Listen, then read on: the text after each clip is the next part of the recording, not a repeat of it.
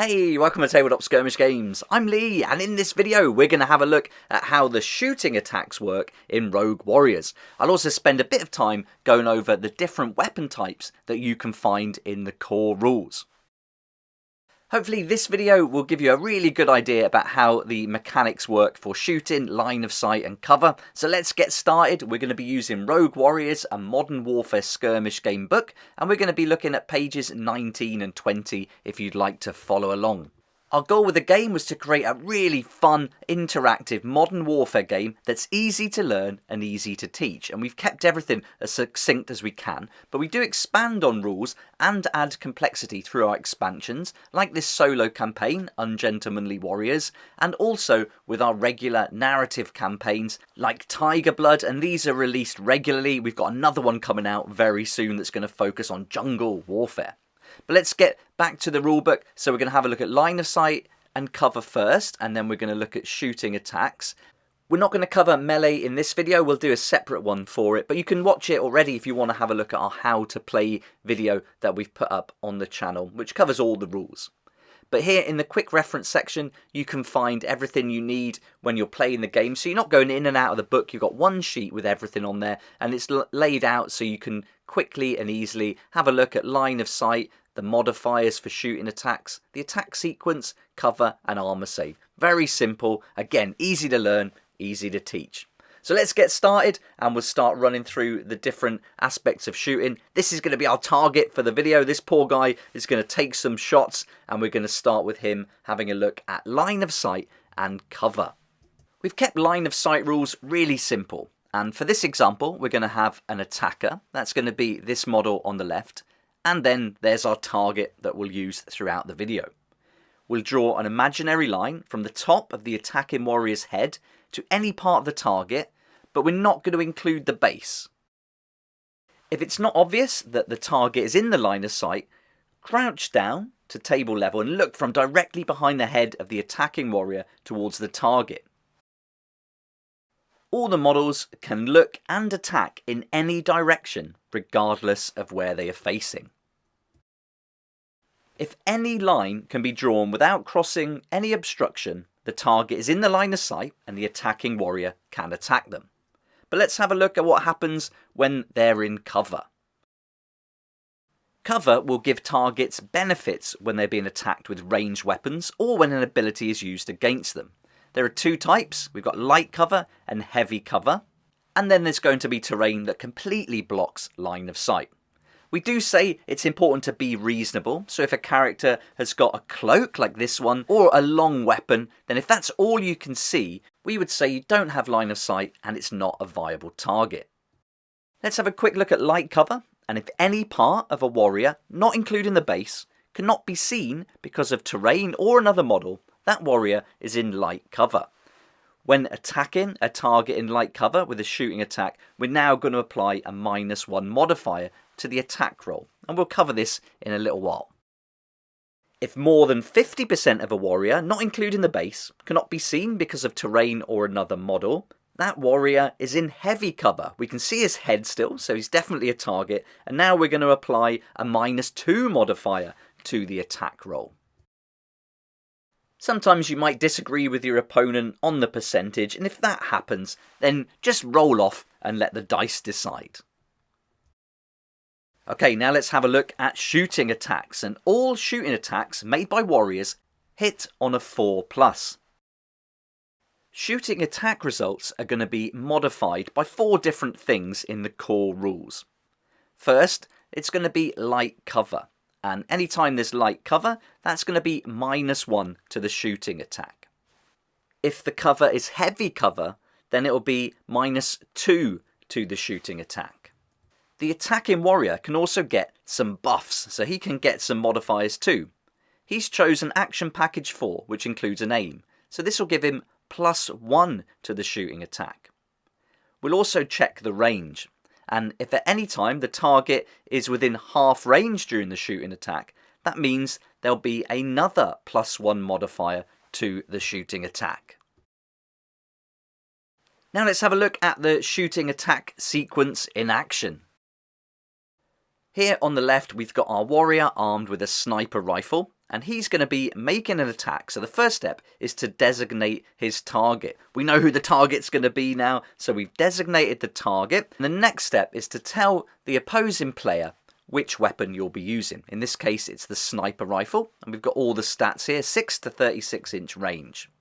Once we've designated our target, then we can measure the range and shoot if possible. There's no pre-measuring allowed, but of course, if you don't like that rule, just use a house rule where you can pre-measure if you want to.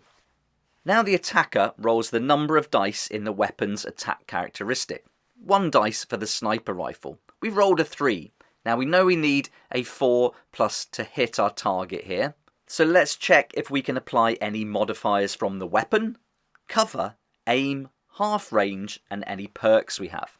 So we're in half range, so that's good. That's going to apply a +1 to the dice roll. That makes it a 4. So as things stand now, that's a hit.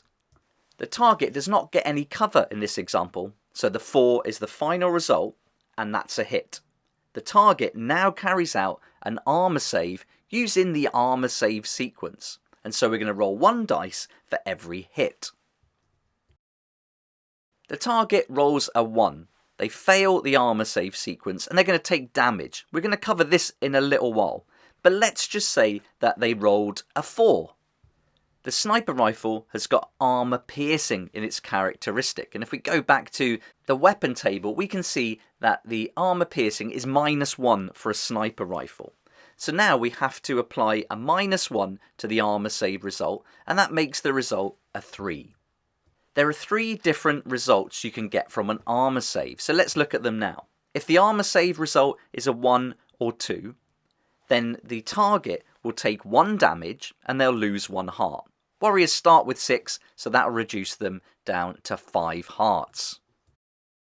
If the armor save result is a 3 to 4, the warrior becomes pinned. And when pinned, we're going to use a blue dice just to mark that they are pinned, and that means they can't move during their next activation. A warrior can only ever have 1 pin marker, and once they've activated, at the end of their activation, the pin marker's removed. If the armor save result is a 5 or a 6, that means that the warrior's armor protects them from the hit and nothing happens. Let's have a look at shooting into base to base now. So warriors can shoot targets who are in base contact, but if they miss, they're automatically going to hit the friendly warrior. Let's run through an example. Our attacking warrior aims at the target and shoots. He rolls 4 dice, 1 miss, 3 hits. Now we've got that 1 miss. That means the friendly warrior in base-to-base contact automatically takes damage. He's going to take 1 damage. But the target still has to roll the armor save. So we had 3 successful hits there. So the target, this guy, he's going to now roll 3 dice for his armor save. He's got a 5 and a 6, so he saved 2 of them. But he's got a 2, so he's also going to lose 1 heart and reduce down to 5. The light machine gun comes with a perk, so because they rolled a natural 6 during the attack, that target would also be pinned. We're going to cover that in a little while. To keep track of hits and pins and also activations, we like to use dice. We chose that method for the game because it's very simple. Everyone's got coloured dice, hopefully, and so it's something you're easily going to find. You can use tokens, though, from your collection if you want to. We use green dice for the activation, so once a warrior is activated, we place a green dice, red for wounds, blue for pins. While we like this method, it's entirely up to you how you choose to keep track during the game. Now let's have a look at the weapons. We'll go through each one in detail. These are taken from the core book, but our expansions give you new weapons, more perks, and lots more options for the game. We've got pistol or revolver, shotgun, submachine gun, assault rifle, light machine gun, sniper rifle, combat melee weapon, and frag grenade. Each weapon comes with a range, the number of attack dice to roll, the damage it deals, armor piercing, perks and drawbacks. Each warrior starts with a sidearm pistol or revolver and a basic combat knife. The combat knife doesn't have any effect, but it allows them to engage in melee combat. You're going to choose 1 extra weapon from that table, and if you decide to take another pistol or revolver, then you're going to be able to change the attack dice characteristic to 4 to represent the idea of dual wielding.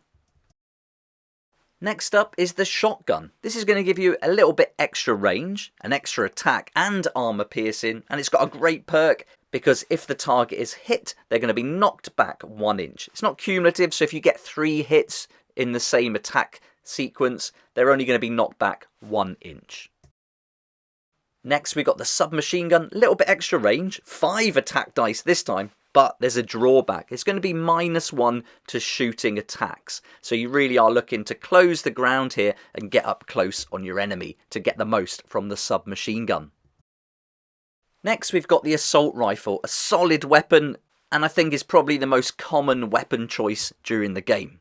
It deals 1 damage with no AP, and if you roll 3 natural 6s, it's going to get a -1 armor piercing. But if you roll 3 1s, natural 1s, the weapon jams, and then you must spend a shoot action to clear it in one of your next activations. Next up is the light machine gun. You're a little bit limited here on range. If you're within 3 inches, you can't use it, but it's got a nice 24-inch maximum range. 4 shots, dealing 1 damage with no AP, but if you get a natural 6, you're going to auto-pin the target, and then the target will still have to make an armor save.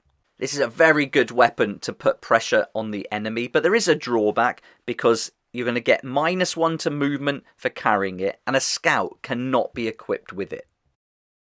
Next up is the sniper rifle. I love playing snipers in skirmish games, and we've given this one a range of 6 to 36 inches. So again, you can't shoot if the target is within 6 inches, but that 36-inch range is really great on such a small battlefield. You're going to get 1 shot, 1 kill hopefully, 1 damage and -1 AP.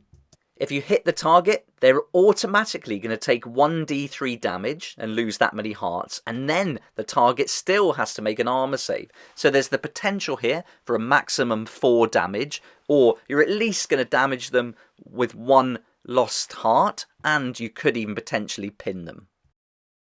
If you'd prefer to get up close and personal, then the combat melee weapon would be a good choice. You've got to use it in base contact, and it gives you 1 dice to add to your starting melee dice pool. But you only get a pistol then, so no other ranged weapons will be available.